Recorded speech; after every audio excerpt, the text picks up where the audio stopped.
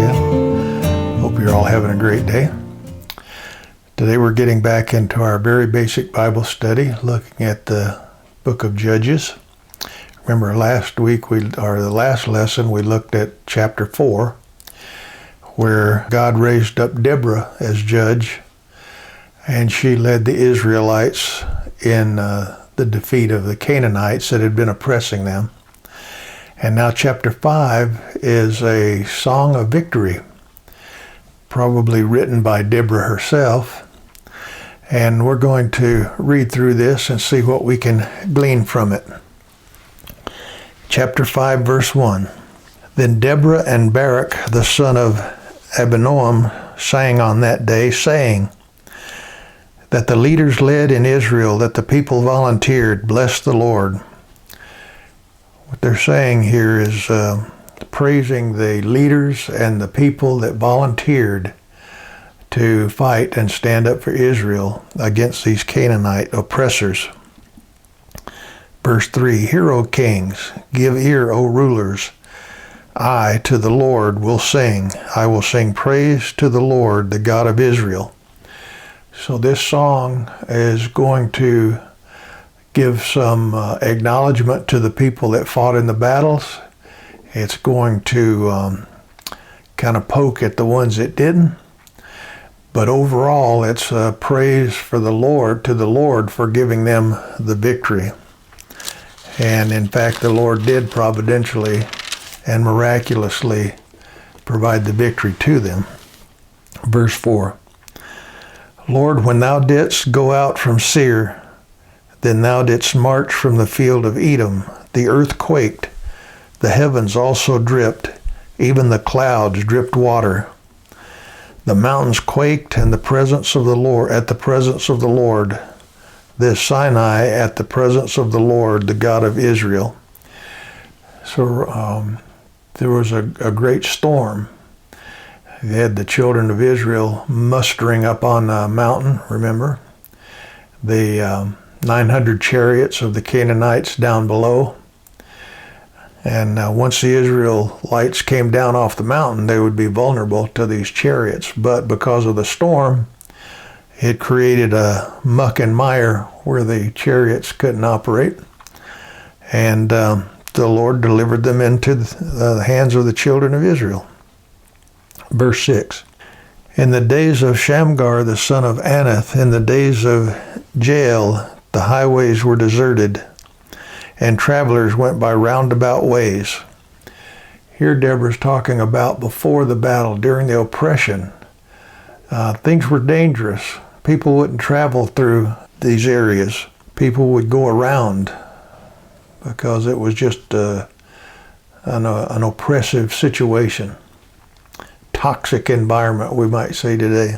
Verse 7, the peasantry ceased. They ceased in Israel until I, Deborah, arose, until I arose, a mother in Israel. So things were not good. Even the poor people were struggling. Everything was bad. And why was it bad? Verse 8, new gods were chosen.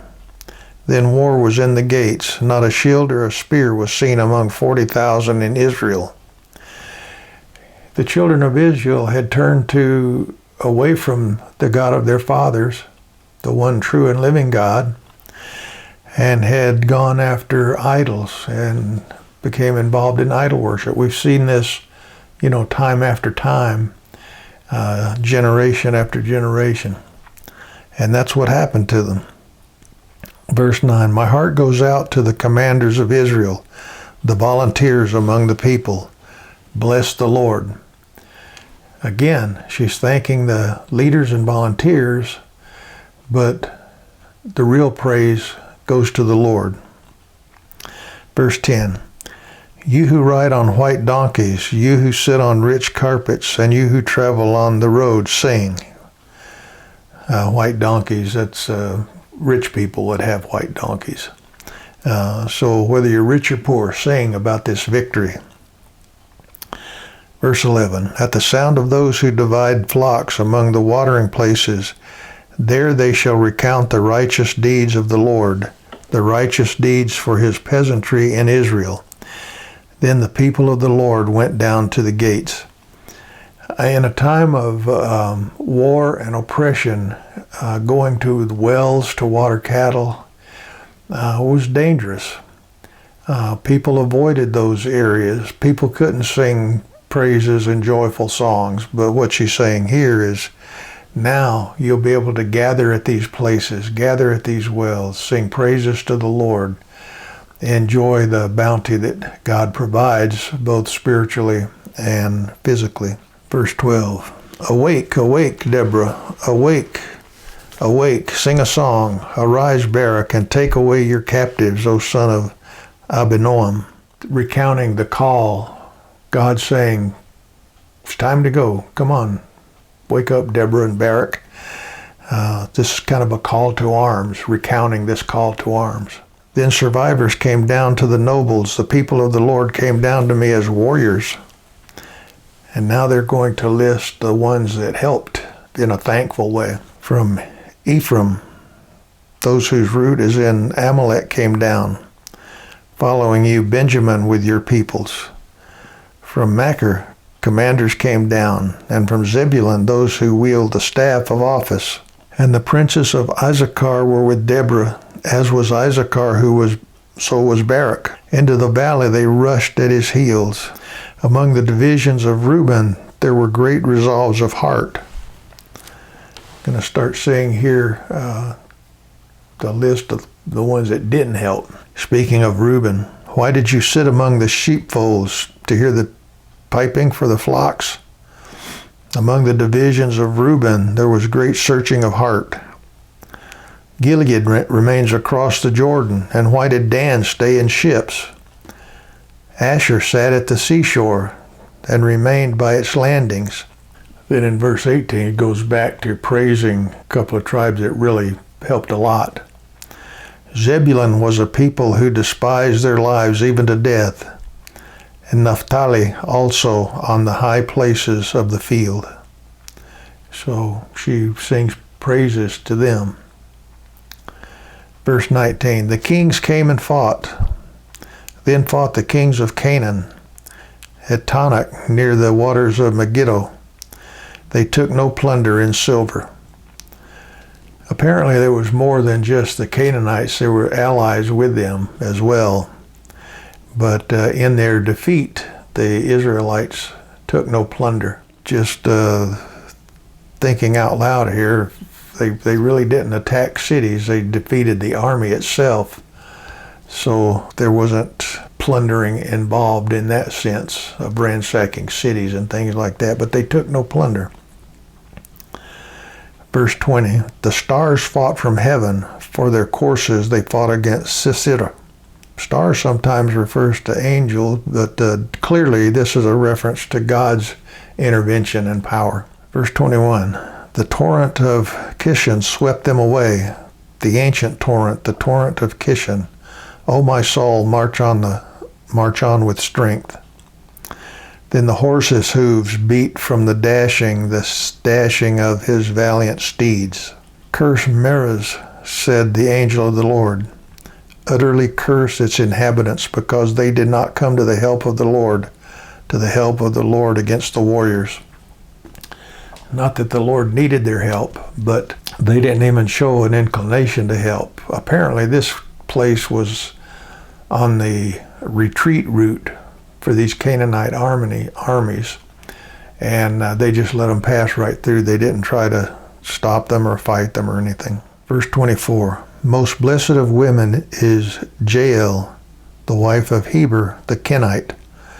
Most blessed is she of women in the tent. And here's a recount of what happened, kind of a gory murder of this, I guess you could call it a murder, even though he was an enemy. He asked for water, and she gave him milk. In a magnificent bowl she brought him curds. She reached out her hand for the tent peg, and her right hand for the workman's hammer. Then she struck Sisera. She smashed his head, and she shattered and pierced his temple. Between her feet he bowed, he fell, he lay. Between her feet he bowed, he fell. Where he bowed, there he fell dead. So she is proclaimed as a hero. And again, it's unlikely she's being praised for murderous type killing, but she basically killed an enemy, and the result was beneficial to the children of Israel, to the nation. In verse 28, it switches over to the mother of Sisera and gives a picture of basically a greedy old woman, a picture of the greed and lust after things that was the basis for the subjugation of the Israelites for all those years. Out of the window she looked and lamented, the mother of Sisera, through the lattice. Why does this chariot delay in coming? Why do the hoofbeats of his chariots tarry? Why is he taking so long getting back? Her wise princesses would answer her. Indeed, she repeats her words to herself. Are they not finding? Are they not dividing the spoil? A maiden, 2 maidens for every warrior. To Sisera, a spoil of dyed work, a spoil of dyed work embroidered, dyed work of double embroidery on the neck of the spoiler. It was common for an army to take young women as plunder. She's saying, why isn't my husband coming back with all this plunder?